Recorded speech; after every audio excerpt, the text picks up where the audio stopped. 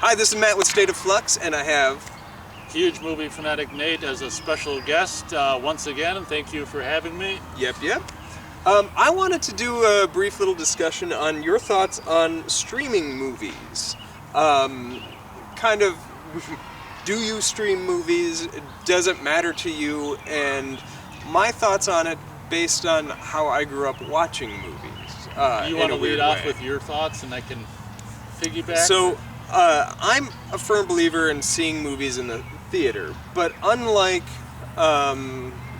like a Christopher Nolan, we just talked on his channel about Oppenheimer and how a lot of the best moments of that film really are showcased through the cinematic experience of seeing it in the theater that is quite diminished when you're watching it at home. I don't think that, like, just because you don't see a movie in the theater, a movie can't or shouldn't be able to play. And my source to cite for that would be, I grew up in the VHS era. Most of my favorite movies I watched for the first time at home. It's like something where I have to play catch up if ever like Aliens is in the theater, that I'm like, oh, I need to go and see that. And it's kind of cool that there are certain theaters that do retro titles, and there's a whole flashback cinema thing that happens at multiple different theater chains. It's really cool, that gives you that experience to see it theatrically, because it is a completely different thing to see something in a communal aspect. But just because something is streaming, I don't think mutes it. However, I think the conversation is muted. So I just wanted to hear what you kind of thought about that, because you also probably saw most things for the first time at home, rather, that you like really value and love, right? Yeah, like, you know, getting into the horror movies, Friday the 13th and Nightmare on Elm Street, I got into those movies when they were mostly almost over. Yeah. So obviously I saw all those at home and saw a lot of things at home. Obviously, being a kid, I saw a lot at the theater as well. But you're right, a lot of the stuff that was out and gone before I had any interest or was old enough or whatever, Texas Chainsaw, the original and that kind of thing. Yeah, I saw a lot of stuff at home as well. So what is your general question, like, regarding... Like, what is your feeling on streaming movies? Do you find that film is necessitated to be seen in the theater? Certainly there are things you'd want to watch probably more in a theater. Well, the thing is with me, though, is I don't know if you know or if I've talked about it, I got a relatively decent home theater, like a projector. Okay. And a big space to, like, put the projector far enough back where it can get pretty big on the wall, and the 5.1 surround. So I pretty much got the theater in the house. But what happened to me, and this kind of goes into another video we may or may not do in the future, is like when theaters, I got, you know, in the last several years when theaters started to do reserve seating, which might be another topic we can talk about, or maybe we can just meld it into this one. That might be, who the hell knows, we'll meld it in. Like, that kind of started to put me off from the movie theater going experience, and the more they changed it from what I grew up in, just kind of first come, first serve, and all kinds of other things. Over the years, you know, me pushing 50, it's just like, I'm not too keen on the present movie going experience and having lazy boys that retract and you end up with people snoring next to you and this kind of thing. And so it's kind of like I've like aged out of the theatrical experience and stuff. And what happened at the same time is, you know, streaming got more prevalent, and my mom had Amazon Prime years ago. I had relatively shitty high-speed internet for a long time, and I only recently got better stuff. And I gotta tell you, 'cause I was able to watch Prime, but it was like not HD. It was like crap or whatever. Yeah. And I gotta tell you, when I got, you know, better internet, it was just like, wow. It's.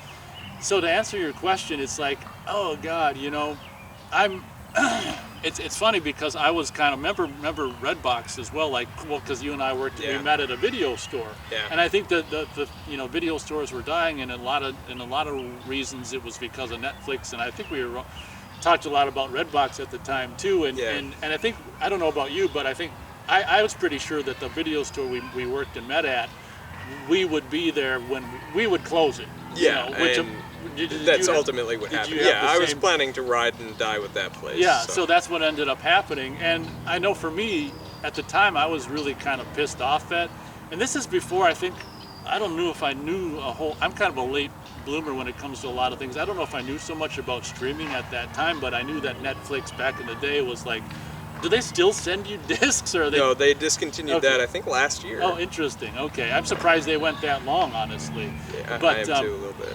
but for me, it was like rage at like Netflix and Redbox and things for killing video stores. The day that our store closed was the day I signed up for Netflix. You've said that, I Yeah. think, last year. Yeah. Is it just by chance, or? It just like I was also moving into Okay. an apartment with my wife, and we knew we weren't going to be able to afford cable. Wife to be. Yeah, we weren't going to be able to afford cable or anything like that. And So like, it's just happenstance. yeah, and she didn't have a DVD player, so I was like, well, let's just do Netflix. And then I was like, wow, the irony. Oh God! Did you think about that and just like slap yourself? Like in a way, it's just like I remember like pulling the trigger on it, where I was just like, hell man. with it. Yeah, I was like, well, there's Guilt. no real reason. It's not like there's other options available, really. That's true. So- You can't blame you. But what I will say, having had decent internet for the past several years, and with Beth, we did sign. I never had Netflix until recently, and with Beth, we signed up for that, and I was able to. It seemed like years ago, months ago, I think it was over a year ago, I signed up for like this really like $2 a month Peacock, and I thought it was just going to be 3 months. It turned out to be like a lot longer than that. They just recently raised it, so I'm like, damn it. But Yeah. it's like $6, whatever. But what I'm finding using streaming is that it is fun to be able to see these movies for what I call, I generally want to say free, but it's not free because you're paying for Yeah. the what I call no additional cost. Yeah. It is cool when like stuff pops up on Netflix. Like I was able to see Thanksgiving. Yeah. Have you seen Thanksgiving? I just watched that one. Maybe a because of yeah. we Maybe could a probably do review that. someday. And it was cool to be able to see Thanksgiving, and it was cool to be able to see, Five Nights at Freddy's. Beth like that, and me not so much. But, Night Swim, just all these things that I would never think for a moment to go to the theater to Yeah. see. So, like, you can see these at no additional cost. I kind of like that, and I kind of understand why streaming killed video stores, because Yeah. I guess I kind of like it. I don't know if that's answering. Well, I mean, I also like streaming. I do think that the value of seeing things in a cinematic landscape is important, because you do get those cultural moments that are just like, wow. Like I talked in the video on Oh, his yeah, channel yeah, yeah, about yeah. the kid sitting behind me at Godzilla. I also talked about that in my review on this channel, and how that just was like a tethering moment. I will always have that moment, and you don't really get that when you're watching a movie at home. Shy of Agreed. like, I remember watching the remake of Psycho at my house once, and a spider descended from the ceiling. I was in total darkness, and just illuminated against like its silhouette against the TV was the spider that was dangling in front of me at the moment when the big reveal of turning of the chair Oh, no way. was. It was perfectly timed, and I'm petrified of spiders, so I almost shat instantly. But that, like, shy of a moment like that, or your cat attacking you or something like that, you don't have moments like that at streaming, right? I see. guess you could do, like, group watches, and I've done that, but it's not Well, right. necessarily the same experience. I'm trying to think of, it's been a long time since, I'm trying to think of, I see what you're saying. Like, I haven't been to a movie for a long time that had, like, any sizable audience, but I see what you're saying. Like, the, Avengers Endgame was a great example. of I that. don't doubt it. And I hear, like, that Spider-Man one with the three Yeah, different that was- Spider-Man, that was, like, That also, like, had a great cinematic reaction. I guess in regards to, like, the communal theatrical experience, like, I guess I'm just so grumpy when it comes to just the way theaters have changed that Yeah. it's more negative thoughts regarding the theatrical experience Interesting. than positive for me, and it's a bummer, I guess, because hearing you speak so like passionately about Yeah. the positive experiences kind of makes me go, I'm just trying to think of like, I remember seeing, oh my God, this was so disappointing. We someone that I knew at one point and we went to Mall of America to go see Clockwork Orange. This was like early 2000s. Okay. And we were so excited because I don't think they had ever seen it in the theater. I think I had at a thing previous years.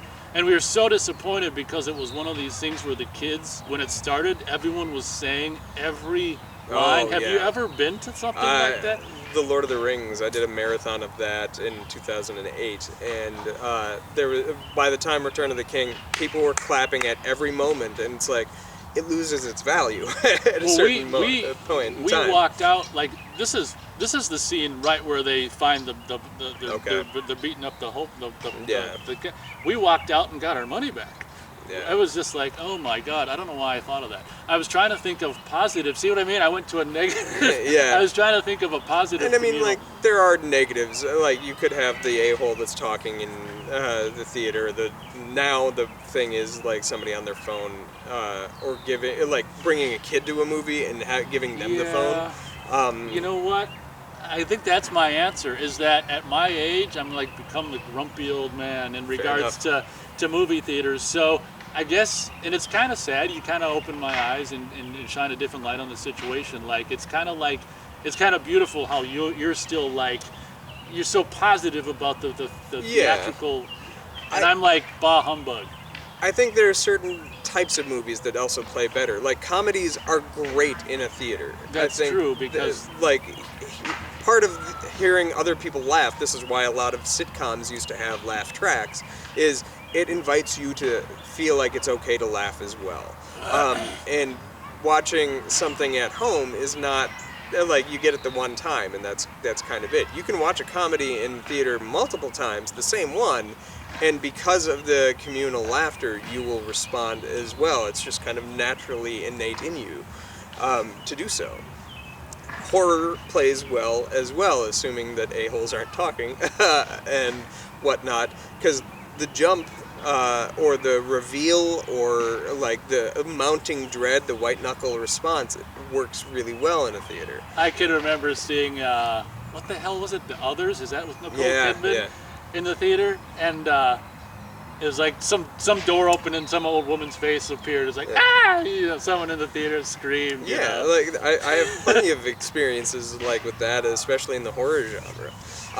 But like maybe dramas, I guess I don't need to see in the theater. Not for me anyway. But so I was just interested in picking your brain. I do think the thing that we lose by watching things at home is also the community aspect of going out and talking to others about it.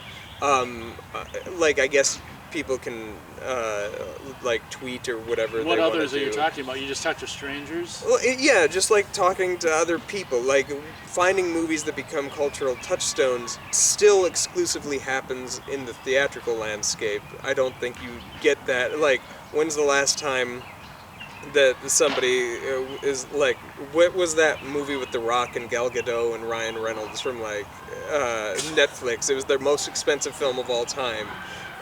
It was like a $250 million budgeted movie, and I can't even remember Red Notice. Is that what it is? I wouldn't know. Nobody talked about it. Like, I'm sure people watched it. Like Netflix reported big numbers. Nielsen what the hell year confirmed. Would that have been? 2022. Oh shit. Yeah. Well, that's before I had Netflix, but yeah. But I never heard about it. But yeah, exactly. That's right. Or Rebel Moon. Rebel Moon is playing like now on Netflix. That's the Zack Snyder Star Wars ripoff. Oh, okay. And who's really on it? Like, it's not holding any hold on the cultural landscape. Granted, it's not very good, but even still, like, we used to be able to shit on bad movies. Like, Halloween 6 was a great talking point when I saw that amongst my friends and stuff back in the day. And we're losing that because, like, we watch it at home, we respond, unless it's like a genuinely amazing movie or a genuinely atrocious one, we don't really talk about it anymore. We might throw a tweet or letterboxd review, and that's it. I can remember, here's a good anecdote. I can remember 3 buddies of mine. Well, actually, I didn't like the one guy. I was friends with this guy. That's how I kind of came up with that idea for my movie with the 3 friends. Like, one of them is friends with you, and then one of them's friends with him, and then that one guy kind of didn't like you. Yeah, I remember that. But anyway, so all three of us went to see Quick and the Dead, Sam Raimi's, Yeah, right? yeah. And we got in there, we were too late, and it was right at the beginning. We didn't know how much we'd missed. Yeah. So then we got the hell out of there, and we were going to come back and see the next one, and we'd be on time. So we just went and got like something to eat, and then came back, and I've never forgot that. You know, Yeah. just kind of like the happenstance of being a few minutes too late, Yeah. not wanting to miss anything, Yeah. and then we just went out and got something to eat for as long as the movie is, and Yeah. came back and saw it again. So that's something that obviously I've not forgotten, and it was something that had, you know, wouldn't have happened if I just would have rented the tape. Yeah, and like you talk about a movie afterwards. If you like, I'm assuming after that movie ended, you talked about Quick and the Dead with those possibly with those or- people. Yeah, it's possible. It's very rare that you're like, well, good night, and then just like everybody parts. But at home, it's like If you maybe you throw a text to one of your friends or something to be like, hey, did you watch this? And like, no, oh, you should, or you shouldn't, and then it kind of dies. Or And- maybe we talk a little bit, but like, I do feel like there is value in both mediums. Is my yeah, I'd agree with that. and I don't think we should completely dispose of streaming, and I certainly don't think that theatrical experience should go away. But Here's a good question in closing. How do you feel about, it's kind of inevitable, but the ridiculous, like whatever you want to call it, turnaround time between movies in the theater and then it's like streaming, it seems like 4 weeks later. it hurts, and also kind of is a benefit sometimes. How is because it if there's a movie I know I don't want to see in the theater, By the way, I'll just he's watch in it the at home. movie theater business. Yes, I am. He's got inside So- info. It benefits me personally, so this is regardless of any kind of like theatrical distribution thing. If, like, say, Five Nights at Freddy's, you brought it up. I actually saw that in the theater and I thought it was okay. But like, if my daughter hadn't wanted to see that, I don't think I would have gone. So I saw it to screen to see if it was okay for her to watch. What the hell was that that's rated? PG-13. Oh, okay. I was gonna. That said, like, that was a movie that was like announced that was coming out the same day on Peacock, and like, oh, that's right. Like the Halloween sequels. yeah, and I was like, that there is a benefit to like just F it, let's watch it at home. There's also a benefit of like, I really want to see Argyle. Like, that movie looks so good. Suddenly the reviews aren't good, and like film Twitter is really down on the movie and is like, oh, maybe I'm not going to see this in the theater. It's okay, it's coming out on like Apple Plus in 3 weeks. And then I watch it and I have my response to it or whatever. That said, so like there's that benefit, but at the same time, there used to have this exclusivity. I remember Mortal Kombat, where like I loved Mortal Kombat and I wanted to own Mortal Kombat and I couldn't get it for a whole year because it took a year before things would come out. Did you know that, Jurassic Park, so that came out probably in June of 93 or something? Yeah. It didn't come out until October 1994 on home video. I was working at Suncoast. We pre-ordered it, and we wanted to make sure we were getting the letterboxed version of Letterbox VHS. You could do Letterbox VHS or pan and scan. it. Yeah. So I made sure we got the letterboxed one, and I remember just waiting and waiting and waiting for the day when it finally got the call. You would have been what, 7 or 8, and you knew 8. about Letterbox? Yep. Wow. I watched Siskel and Ebert, son. So yeah. But anyway, that was my question, I guess. Yeah. Well, what do you guys think? Did I answer your question? Yes. Yeah, you did. I think for a grumpy old Kaiser or geezer, Kaiser Sosa. streaming is actually becoming more agreeable for this grumpy old geezer who is getting put off by the modern theatrical film going experience. So, As a father too, like, it is nice to have access to new content at home, but it's also kind of the fact that I used that word and I'm viewing things as content is also somewhat problematic from a person who loves film. Yeah, I don't use that word. Why did you use that word? Did it slip out? No, just because that's kind of how I view streaming stuff. Oh, even if it okay. is So like, even if it's a piece of even art, because it's on streaming, it's content. it's just content. It's there for me to consume in mass, and like, So it's but not content in the theater. No, not really. Yeah, like, that's beautiful. yeah. That makes sense. But- that, it's content on streaming, but in the theater, it's In the theater, it cinema. matters. That's yes. funny.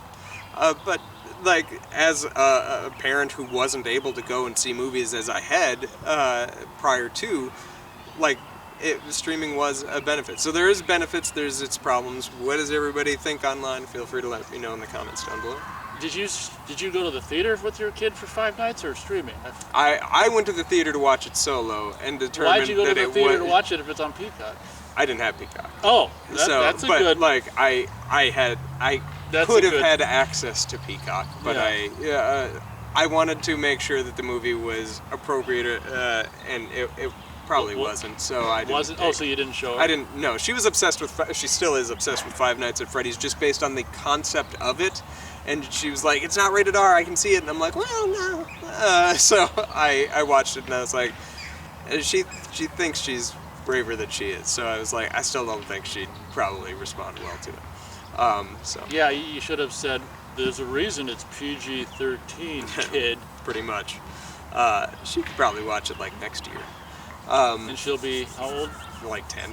Holy crap! I know, 10 right? next year. All right, Yeah. Matt. Well, thank you very much for having me as a guest, and I hope I answered some questions. I think it was a pretty good talk. I do too. All right. Thanks for watching. Peace. Thanks for watching, everyone.